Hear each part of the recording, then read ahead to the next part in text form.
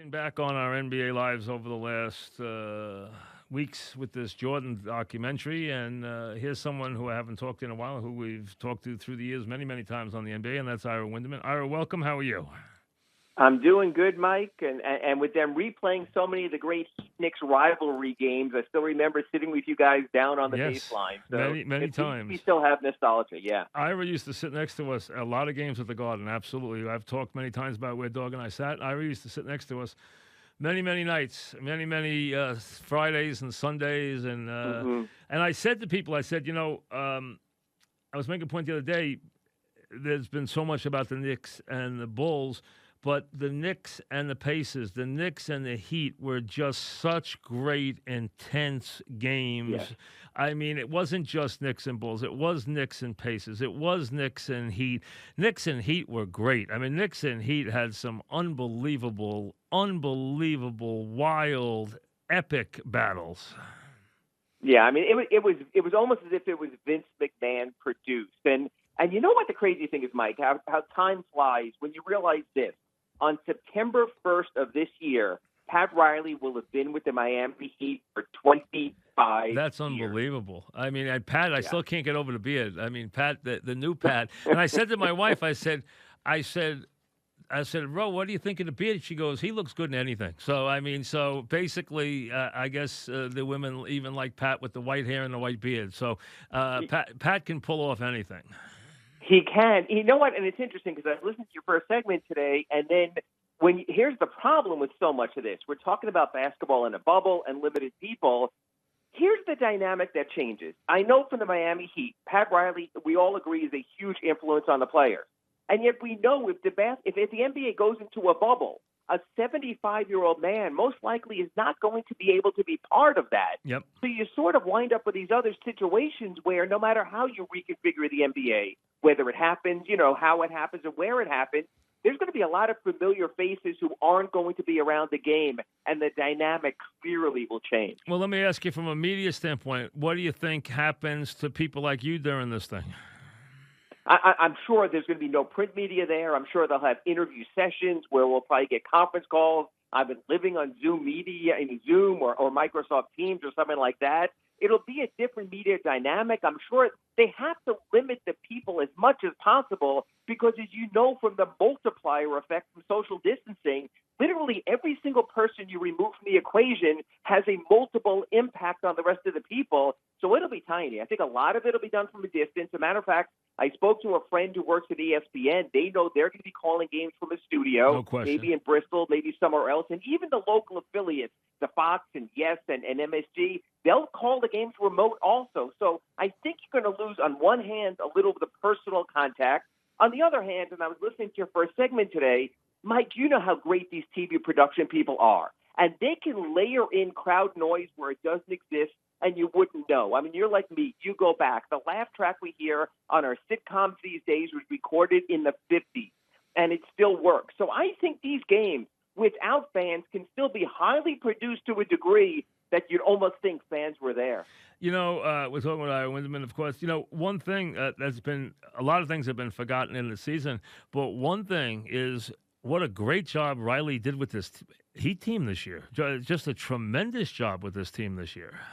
Yeah, when you look at this year and you're talking about Executive of the Year, and of course what the Clippers and Lawrence Frank, formerly of the Nets, did, getting Kawhi Leonard, and the Lakers obviously with Anthony Davis in their roster. But then you see sort of the Heat development program, and I think it's a sort of good, cross relationship there to what the Knicks are doing. You have to develop your young players and get the right ones, and whether it's a Kendrick Nunn or a Tyler Hero or a Bam Adebayo or a Duncan Robinson, the Heat have found the players to grow with. You look at a team like the Knicks with a Kevin Knox you're not so sure about. Mitchell Robinson you are. What Pat Riley's done is remarkable because this is a guy we always said was a veteran coach, wanted free agent. Went out and got Bosh and LeBron and got proven guys.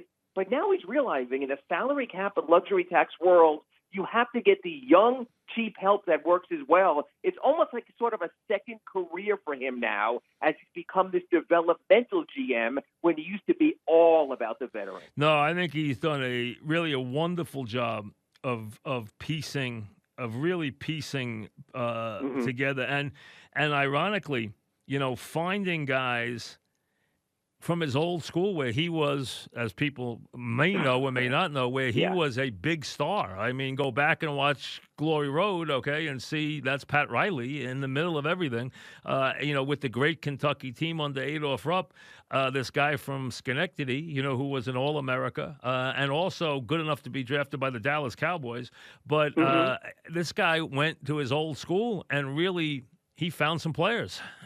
Yeah, I mean, the last 2 first-round picks for the Heat were Bam Adebayo and Tyler Hero. We're almost joking this year at number 23. The Heat simply will take the best available Kentucky player. That's how it's been. And what's interesting, Mike... Well, Hero's done really well. I always liked Hero at Kentucky, and he could always Yeah. knock down a shot, and he was always a clutch player, and he's done a great job for you guys.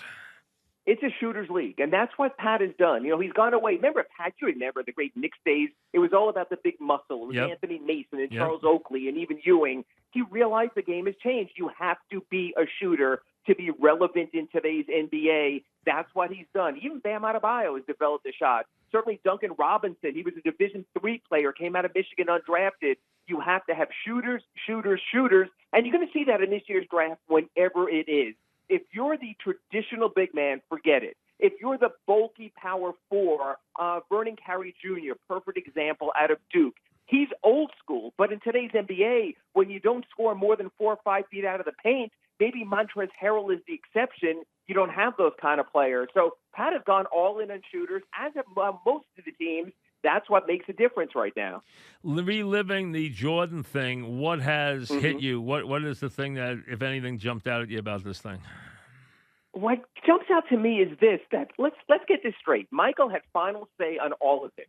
He has gotten himself painted into such an unflattering portrait.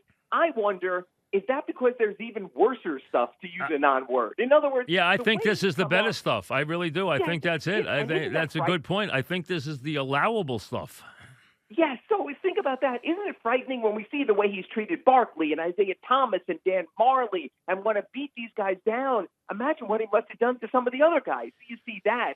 When he comes out and won't even go against someone like Jesse Helms and lets that get in there, you got to wonder about the other stuff. I almost wonder if there was almost a sort of quid pro quo. Look, if we can gloss through the gambling, I'll let you have the other stuff so people can talk about that instead. But I really wonder, when someone's an executive producer and in charge of something like that, and I read the Ken Burns story in the New York Times where he said he would never give control to one of his documentaries to the subject of it.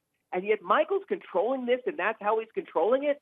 I mean, Mike, maybe you disagree, but I think the Michael Jordan image takes almost a weekly hit on Sunday nights now. Well, I what I said to my boys who are teenagers and, they know the image, they know it, and I said, let me just tell you, this guy was never, they said, Dad, what was he like? I said, well, first of all, I didn't know him very well, but I said, number two, he wasn't a really nice guy. He was a highly competitive, edgy guy, and that's how he's come out. That's how he's come across. Yes, that he would rip your heart out if it meant he could beat you, and he did not have a lot of friends. We all knew that he traveled separately anyway. So, maybe it's the old cast yourself as the CEO. Maybe it's the old sort of cast yourself as that kind of person, as Michael Douglas in Wall Street. There's some people who want that kind of image, who want to be the Don or someone like that. I think that's what Michael's doing now in his career. But, man, I almost wonder what the unauthorized documentary would be like if this is the authorized version of it. And he doesn't ever forgive. I mean, they live forever, no matter what the slight is. Barkley, if it's Isaiah, which we know, or whatever it may be, I mean, the slights go on and they live forever.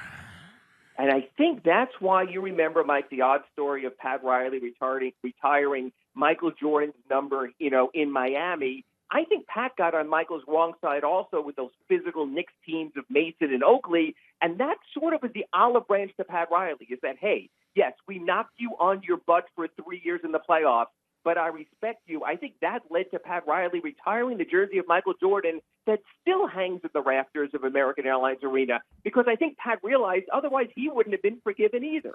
What do you think the hardest part to sell to the players of any of these programs that they're thinking of is? We're talking about Ira Winderman. As they try to come back now and they're getting ready to have a call with all the players and do all this stuff, right. They have a plan they're ready to offer. What do you think's the hardest part to sell? I think the hardest part to sell is the whole health issue. Well, hey, you're going to test me today, but it doesn't mean I don't get it tomorrow. So I think unless they have the testing, which even Adam Silver, who's shrewd, who realizes I don't want my league to look bad by saying I'm gobbling up all the tests, the rest of you are on your own, so there have to be enough tests available. But I think the hardest sell is going to be any legitimacy to the season. I've already written in my Sunday columns is this is an asterisk season, Mike, no matter what. Because what if a player gets sick in the term of this and has to leave the bubble? Well, that changes everything. What if Giannis, for example, gets ill? The whole Eastern Conference changes. But here's part two of it. And Udonis Haslem mentioned this today, the Heat power forward. He said, what about our mental health? You want to put us into a bubble. They're probably talking for 2 months. How many people out there want to be away from their family, from their parents, from their children, even if they love what they do for a living? I mean, literally, you're almost talking about taking the NBA and putting them in the space station for a couple of months. I think that's going to be a hard thing. I think the NBA wants to be back. Like you said earlier, we want sports to be back. But I think it has to be reasonable also. We can live without it. It's difficult, but it's not life and death. And you know what? Today, Mark Lazary, businessman, one of the co-owners of the Bucks, said we might not start till August. Mike, my thought is this: why continually to bastardize future seasons? If the NBA is not going to start till August, they probably won't be done until sometime early October. All of a sudden, you're pushing next season that much farther back. You're keeping players out if there is a 2021 Olympics in Tokyo. I know that $1 billion is a really lot of money for the NBA to eat in lost revenue. But I'm not so sure you should keep hurting your future seasons by pushing back and pushing back and pushing back. Because you know what, Mike?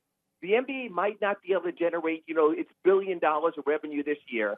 But this league is strong. It's not going away. This isn't the XFL, the USFL, the WFL. It's going to succeed and regain that money in future years. I think the NBA needs a much better cutoff point than trying to start this season in August. I think if you can't do it by June or early July and not be done by midsummer, I think you have to bite the bullet and move on. Players and owners, just that much less. You're still all going to be really rich people anyway.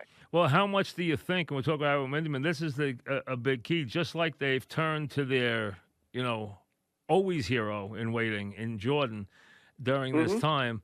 How much is LeBron, with the clock ticking and knowing I only have X many seasons, I have a good chance this year to make a final or play in a championship. I don't have that many left. I'll be darned, because you heard his quote, hey, every player wants to finish this thing. This thing gets finished. It's almost like he's putting his foot down that this thing gets finished. Because he needs it finished for him. You're totally right, Mike. Look, I'm not going to write him off. The guy seems like he can go forever. He's having one of his best seasons. But maybe he has 3-4 years left. Tops. He is having a very good year, which he knew he would when he didn't play a lot last year. Right. He's in contention now. I'll give you another situation. This is why I think Mark Lazary said today that he wants the NBA to continue. Giannis Antetokounmpo can become a free agent in 2021. If the Milwaukee Bucks by then do not show him they can be a true playoff championship contender, he's all the more likely to walk.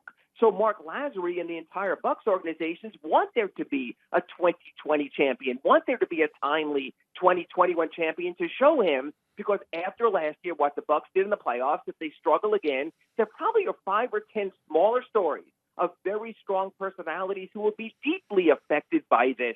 I mean, even the Clippers and what they did with Kawhi Leonard and trying to become the Kings of L.A. Hey, Paul George isn't getting much younger either. So there's a lot of teams that are facing expiration dates right now that they need this season. But, Mike, it's an asterisk season anyway, and I don't think there's any way to avoid it. I understand the money. I understand $1 billion in revenue is a very large number, but there has to be an end date. There has to be a date we all circle and say, look, you can't continue the 2019-2020 season after this date. We'll all circle it, and at least we'll know when the end is there. Isn't it, Ira, does it seem to you, as it does to me, that there are parallel lines and the Jordan legacy and the LeBron legacy never intersect?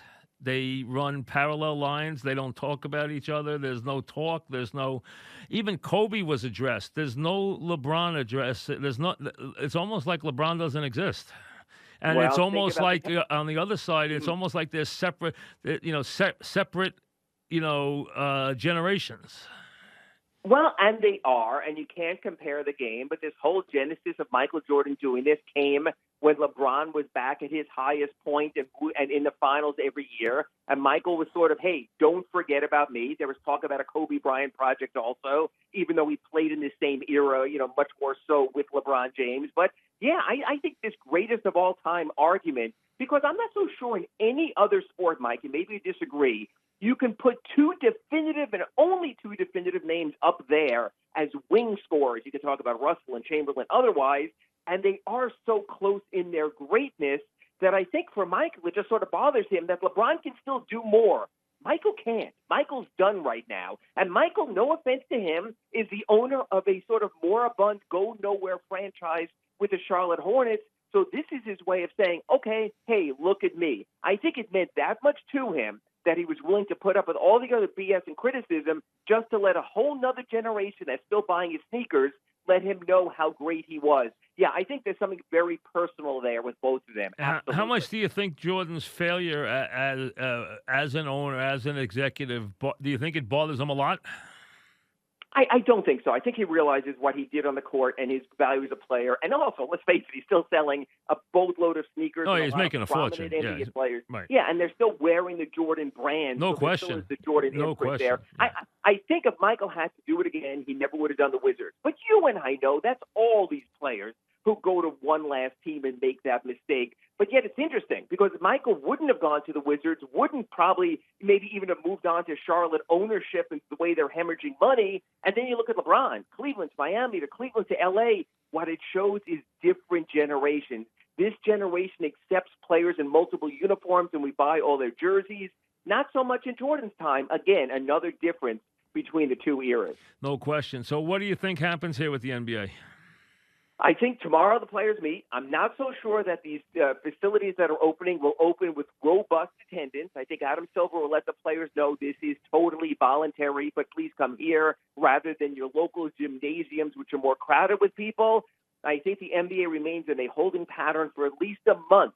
And I think while Adam Silver said it wouldn't be before the start of May they make a decision, I think it's more likely not before the start of June when they do. But I think if NBA players are not in a training camp in June, I think you thank everyone, you have your lottery, you have your draft, you have your free agency, and you move on to the next one. So you think is there in your mind a date where if they're not playing playoff basketball by, it doesn't work? Yeah, I think if the playoffs don't start sometime in July. And again, the other part of that is, Mike, you just forget the regular season. You've put so many players on hold and told so many international players you can't go home that I think it's hard for the NBA to say, we stop playing on March 11th. We're going to decide on May 11th that if you're not in the playoffs, you can leave, because those guys are like, what were we doing here the last 2 months?